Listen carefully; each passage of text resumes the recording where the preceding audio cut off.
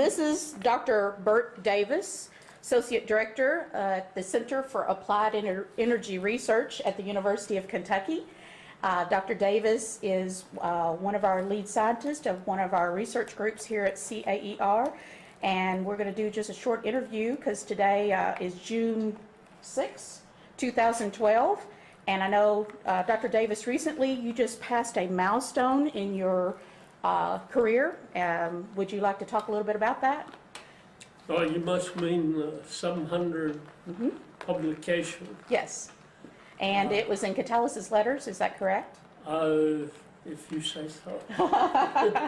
Now, actually, I think you have more than 700 by now. This is June. Yes. You've published 3 or 4 more since then, haven't you? Yes, they keep going. Do you remember when your first publication was? Oh, yes. And what was it? 1965. And when my research advisor at the University of Florida told me at coffee break one day that I was now an author. And so you were a co-author on that paper? Yes. Well, let's talk a little bit about you. You were born where and in what year? I was born in 1934 in a little rural area of West Virginia, Points, West Virginia, which consisted of one building, a country store and a post office, combined. Combined? And what were your parents' names? My father's name was Lawrence Hamilton, and my mother's was Grace Elizabeth. And I know that you have 3 lovely grown daughters, and how many grandchildren now? I have 3 and another one this month. Another one this month, so you're a very happy granddad. Oh, yeah.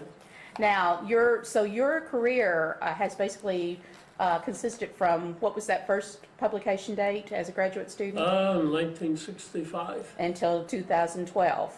I can't do the math in my head right now, but we know how many years that is? Well, it's more than 50. Tell us a little bit about, I know you probably went to elementary school and high school in West Virginia, is that correct? That's correct. And went to a grade school that had 3 rooms of classes. And how many teachers? We had 3 teachers. We had 4 when we started, but and how many, cut down to 3. How many children were in the school approximately? Approximately less than 100. Less than 100. Okay. And what do you think in your young life got you started on the path that you are now, being a research scientist? Well, I started out in agriculture in college, and first year convinced me that wasn't the area to go. Actually, a high school chemistry teacher who only taught 1 year in high school and then went to teach in college. He was a great teacher. I enjoyed it. And that kind of set you on your path? Started me in chemistry, and when I changed from agriculture, that seemed the way to go. Tell us about your undergraduate and graduate work. Where were they? Oh, I started at a little college, Potomac State College, which probably had 500 students at most for the first 2 years. Then went to, I went to Marshall, ran out of money, went to the Army, got the GI Bill, and then went to West Virginia University for the BS. Then I finally got a job during the Eisenhower recession of the late 60s or 50s at the Atlantic Refining Company in Philadelphia. And I found out I could get my master's by going to night school at St. Joseph's. It really wasn't just night school. You had to go to lab on Saturday for chemistry. So, did you blow anything up? no, I've never blown anything up. And where did you get your PhD? I worked at Atlantic. The person who was my thesis advisor at St. Joe's was sending all St. Joe's students in chemistry to the University of Florida. The person I worked for, Wallace Bray, had taught at St. Joseph before he went to the University of Florida. And so I was one of several who went from St. Joe's to University of Florida. So it sounds like from there until you were employed here at the university, I believe you had 30 or 33 publications before coming here. Where were some of the locations that you worked once you graduated from college? Well, after I left the University of Florida, I did a postdoc with Paul Emmett at Johns Hopkins University. That Would you speak a little bit about who Paul Emmett is? Paul Emmett was one of the pioneers in catalysis in the U.S. He, along with Ed Teller and Stephen Brunauer, came up with what is known as the BET method for determining surface area of porous materials. This is a unique paper that is continuing to be cited and actually is cited more today than it was when it was published. So it's been an everlasting, it's one of the top 10 most cited papers in chemistry. And then after working there, where was the next location? After my postdoc, I went to work at Mobil Oil, which is now ExxonMobil. I worked there for 4 years in development lab at Paulsboro, New Jersey. There I came up with bimetallic reforming catalysts for Mobil, among other things. And then from there? After leaving Mobil, I taught at the school. I started college at Potomac State for 7 years, teaching chemistry, chemical engineering, electrical engineering. Did you enjoy that, teaching?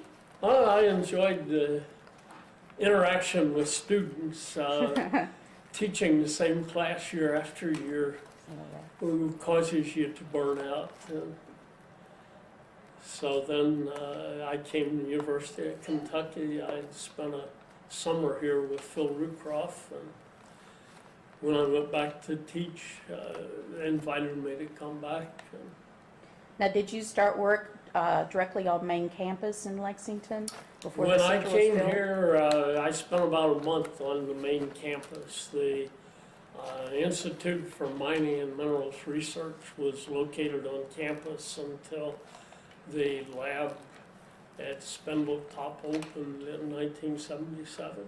And you were one of the original 7? I was one of the few who were employed that were going to come to the center. Actually, first day I showed up, the building was locked up. The furniture delivery truck hadn't gotten here. And so they were a day late opening the lab.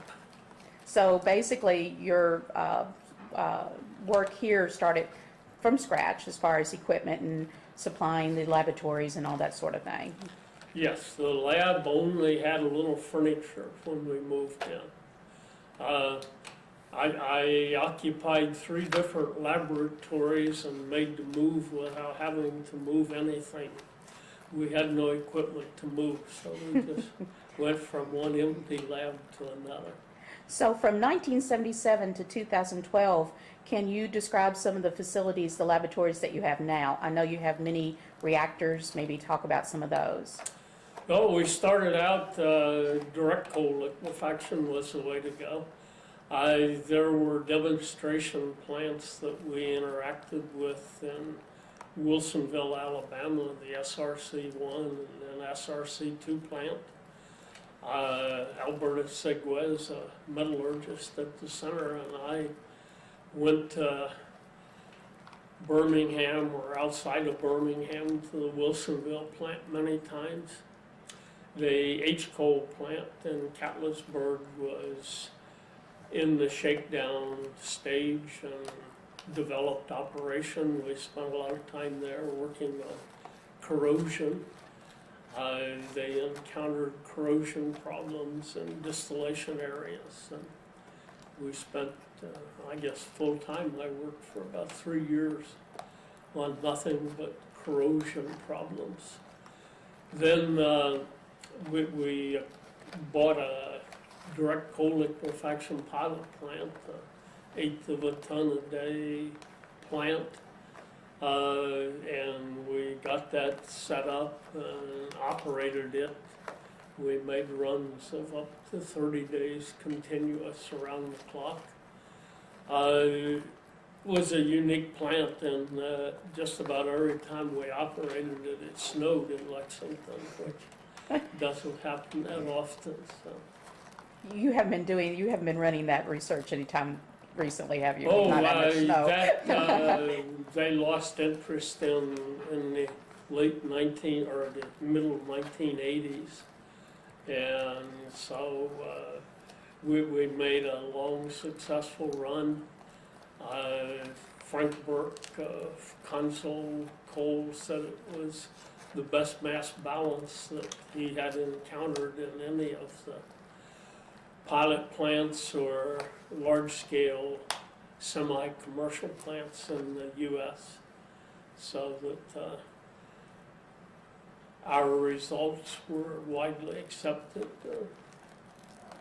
And so after that research, what was next? Well, after the funding in direct liquefaction gave out, there was a short period before we got funding for Fischer-Tropsch synthesis, which is converting coal to liquids through an indirect route where you first gasify the coal to syngas, carbon monoxide and hydrogen mixture, and then convert the syngas to hydrocarbons that become transportation fuel. We started out with one reactor. We continued to grow, got up to 8 reactors on DOE funding. Then companies got interested and we kept adding more reactors, so now we're up to 23 reactors, probably the largest in the world that's open to the public. I know that you can't mention many of your industry clients, but you have contracts with industry, government, other universities, even other countries, I believe, on some of your projects. We have tested catalysts for companies on 5 to 6 continents. We've tested catalysts for more than 25 companies, both large and small.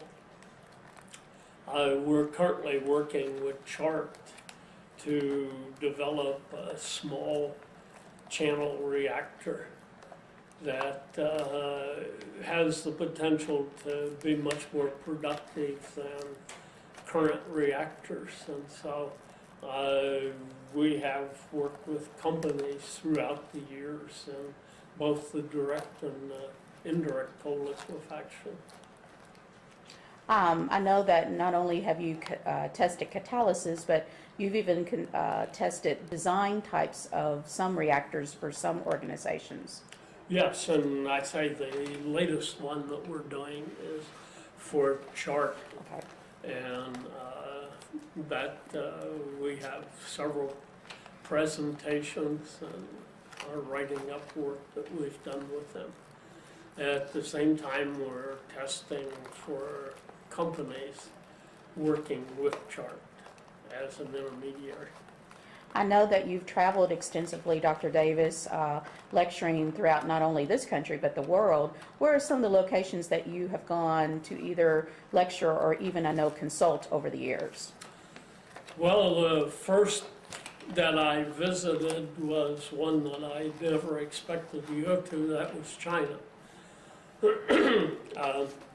As China opened up to the world, they wanted to get their scientists exposure to more advanced research areas.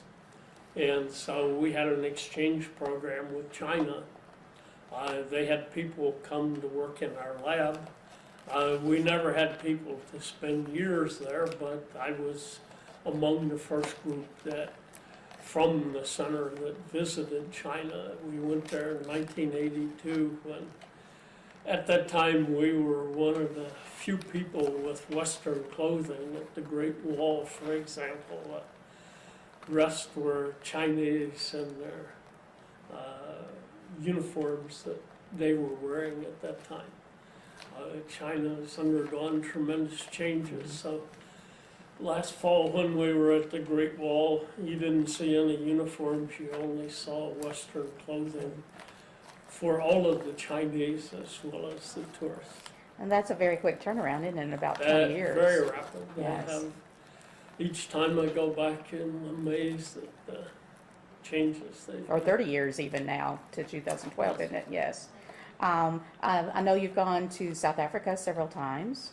Yes, I was fortunate to be one of 7 people on an advisory board that they set up for catalysis research, so that I got to go to South Africa 2 or 3 times a year. And that covered about a 10-year span. So. And I know that you've also had the opportunity to tour many other facilities around the world as well. Yes, in fact, Sasol took 4 of us elder statesmen to Qatar to see their new Fischer-Tropsch plant in Qatar.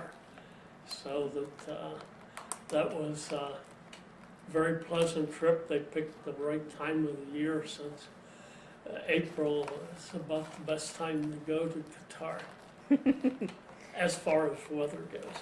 And you've been to Europe extensively. Yes, most countries in Europe. First, again, trip was to, my oldest daughter was taking French, so while the meeting was in Germany, she insisted we had to go to France first. So that was land in Paris, drive across France, Switzerland, Austria, into Germany in a matter of 2 days. We attended a meeting at a small castle there, a couple-hour drive south of Munich. Have you had the opportunity to go to South America very much? I finally got to a meeting in South America in Brazil. That's the only time I got to South America. The other continents, many, many times. So what trip or what location you think was most memorable for you? Well, the ones that lived up to my expectation was driving through Austria with the Alps on both sides of you as you drive along. Driving through Scotland lived up to it. And finally, when I got to the right area of Germany to see the Rhine, it lived up to my expectations. Right.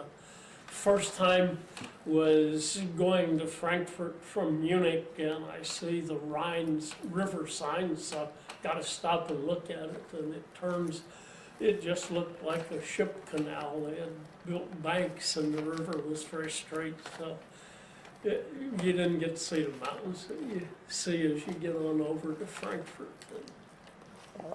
Well, golly, such a well-known or well-traveled individual. You've met so many individuals. It's a long way from your first job as I believe, an apple picker. Oh yes, I worked on, first job was picking peaches during the summer. I think I was 9 years old when I got my first job at 10 cents an hour, carrying boxes to put the peaches in, and then putting the lids on peaches when you packed them to bushel basket to send to the market. So I'm a long way from there. Graduated to climbing ladders and thinning apples. The many people that you have met throughout your career, which ones to you were the most notable, the most memorable to you? Well, from a research point of view, Paul Emmett would have to be. He was unique in that He was very friendly. He thought the best of everyone. He interacted with you as a person. He was always thinking science, but he was always thinking of the person first. And so he was phenomenal in that he had photographic memory. He'd go to meetings, come back, he never took a note. And month later, he would draw on the blackboard the figures that were presented, put numbers on the figure, Wow. tell you all about it. He just was phenomenal. If he would have been a hard driver of people like most researchers are, he would have had so many more publications, but he would not have had as many people thinking how great he was. Well, you've had the opportunity over the years to meet many people and to videotape some of them. Who are some of the folks that you have videotaped over the years? Well, I think I'm up to videotaping 10 Nobel Prize winners now. I have probably a few thousand people that I have videoed in meetings and on one-on-one sessions. And what do you plan to do with those videos? Those videos have been converted to DVD. I have to make an index, and then they will, the Pauling and Emmett archives at Oregon State University want to get a copy, and I plan to give a copy to the Chemical Heritage Foundation, as well as keep a copy at the University of Kentucky. Yes, sir, for our archives. Dr. Davis, I know just the amount of time I worked at the center, which is less than half the time that you have. You have won many different awards, and I know you don't like talking about those, but there's a couple of really outstanding awards that you've gotten. I believe one is the Storch Award and one from the American Chemical Society. Could you talk a little bit about those? Well, Henry H. Storch was head of research when the Bureau of Mines, which is now the Department of Energy, was doing research on direct and indirect coal liquefaction. In fact, during and following World War II, he established a large research effort in Fischer-Tropsch catalysis. This even went to building a 70-barrel-a-day pilot plant in Missouri. And then Middle East oil was found and exploited, and the depletion of our oil reserves were less of a problem since we import from the Middle East, and they gave up on this. The academic type of research continued, but a much smaller scale. And in recognition of him, they established the Storch Award, which was given every 2 years, and is part of the awards that the American Chemical Society sponsors. The first person who got it was Irving Winder, who was a co-worker with Storch. And so when I got it, we had a picture together, so we had the first and the last, but then people have gotten it since then, since I'm no longer the last to have gotten it. The ACS started fellows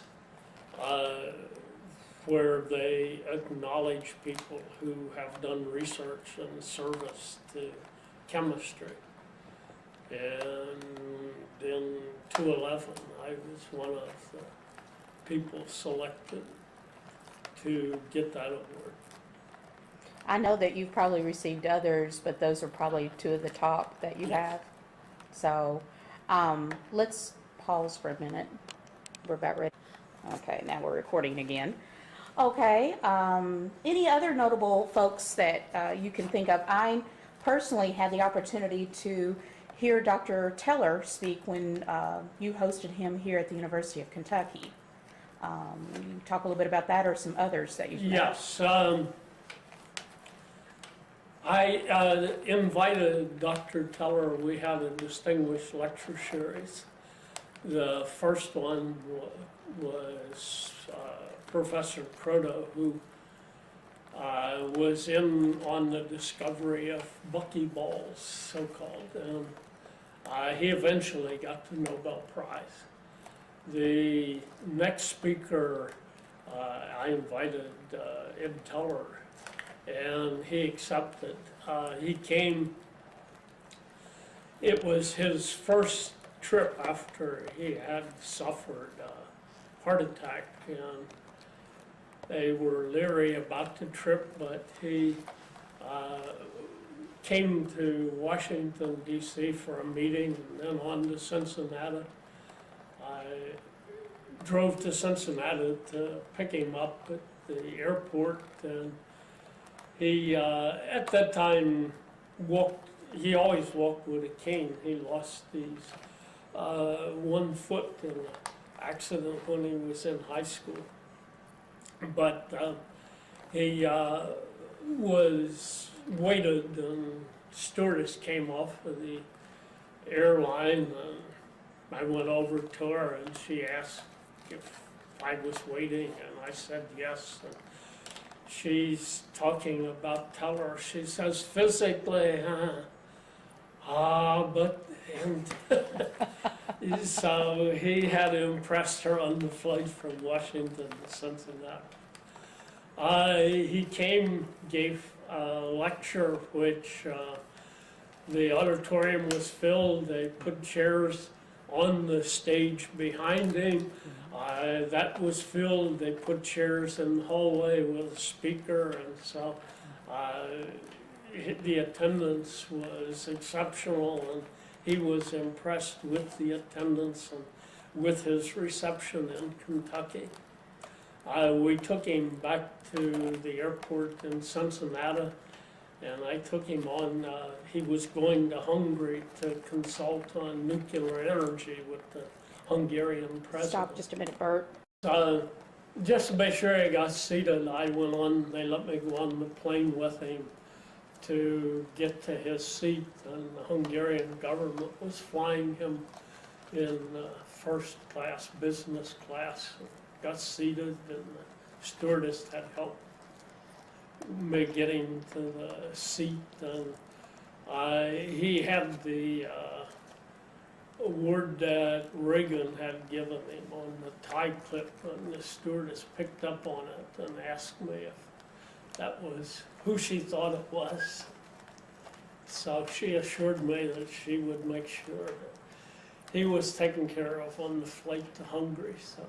Well, there was one moment when he was speaking that evening, Bert, that impressed me very much. He was sitting on a stool and had his stick with him, and you were taking questions from the audience. And one young man came up and basically was asking a very controversial question. And you had basically not going to repeat it to Dr. Teller because he needed the questions repeated.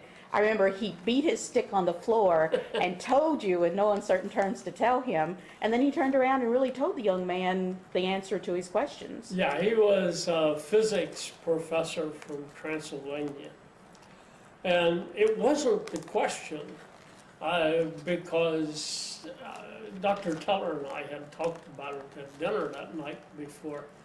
It was the way that he stated the question in saying that Teller had ruined Oppenheimer, and so I wasn't going to acknowledge someone who was that disrespectful.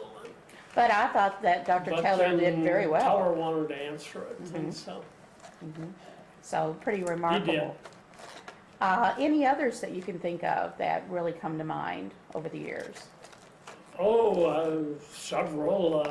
Erdl, who won the Nobel Prize in Catalysis in 2007. He was Tri-State Catalysis Club speaker. We talked about Munich chemistry exhibits and how much better the physicists did.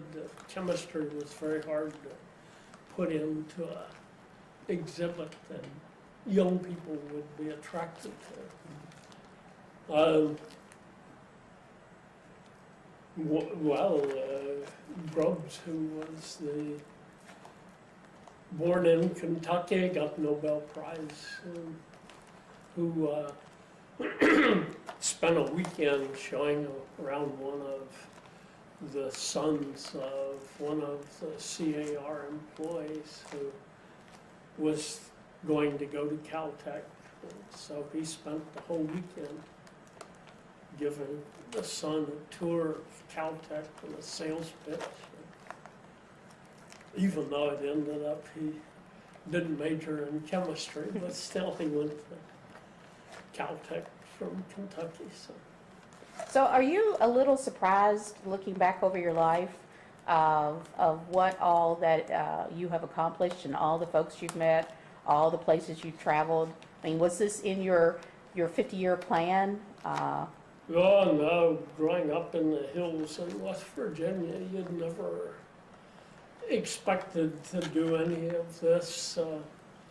Never heard of chemistry until I was a senior in high school.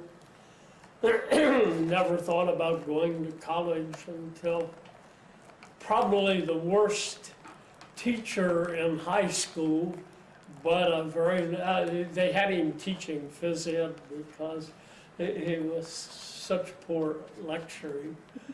But he was very nice person, very interested in students, and he more or less got a hold of me and took me up to the library and showed me the Potomac State Catalog and told me I should apply. And so without him, I wouldn't have applied. So from a professional standpoint, what is the one thing or the one project that you're most proud of? No, I don't have a one. Oh, that's good. What is some of the general things?